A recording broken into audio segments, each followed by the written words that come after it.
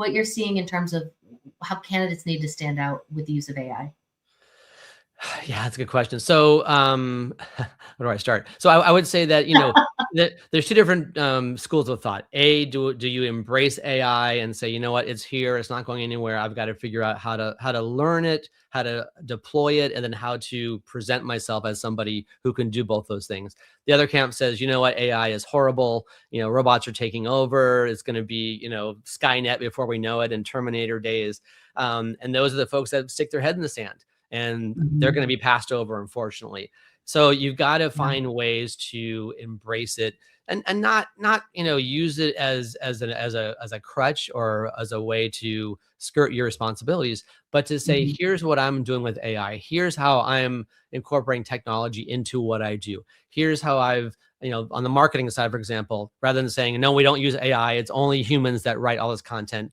That's not really true for most companies anymore. And that's okay. Right. Even for my company, right? We use AI to help enhance the work that we do. Our compensation guide, that used to take us, God, a week and a half, 2 weeks for writing all that content and all that copy and everything else. Nowadays, we can do it much more streamlined. It takes us, 3 or 4 days, but then it frees us up to look at the trends out there, do a lot of more time, spend more time on research, if you will, to make sure the trends that we are, reflecting in the guide make sense for us. So there are ways to do that. And getting certified in AI and Gen AI or what have you is a good way to go also, especially if you have the time, if you're not working right now.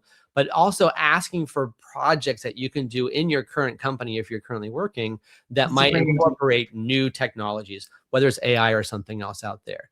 On the flip side, I would say, I know we're pressed for time, but on the flip side, as a job seeker, the important thing right now is that you should not be relying solely on AI to write your resume.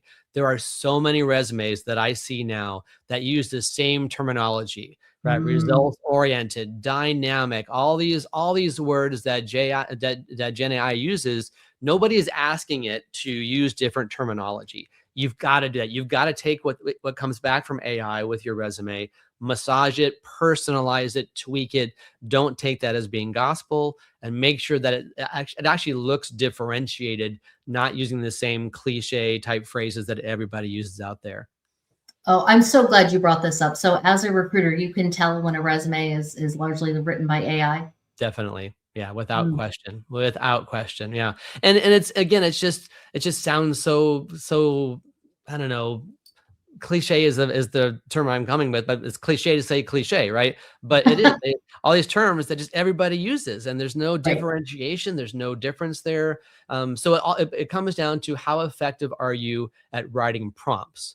It's because you'll get the results back that you ask for. But if you don't ask the right question in Gen AI, you are not going to get the right result. And so your resume is going to come across as being very generic.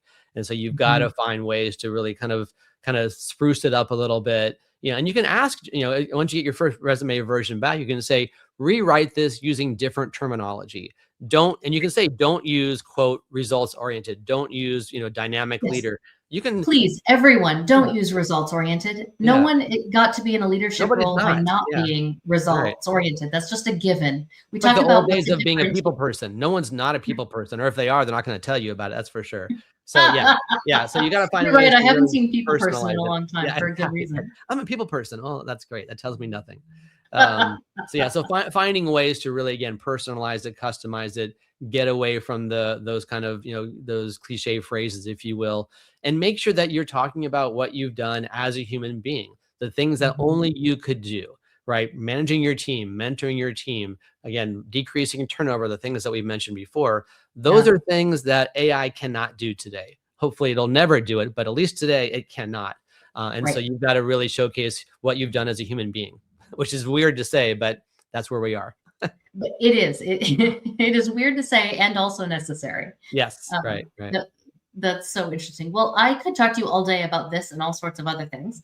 We have come to the top of our time. I'm going to pop in on the screen one more time. If anyone wants to dig in further to Ken's 2026 compensation report, sign up for our newsletter. I'll be doing a deep dive on it in next week's newsletter.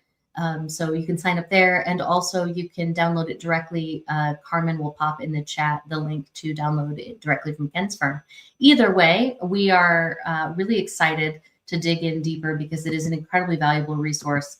And I appreciate so much that you've made it available to us and our audience. Thanks for joining us, Ken. Of course. Thanks so much. Have a good day.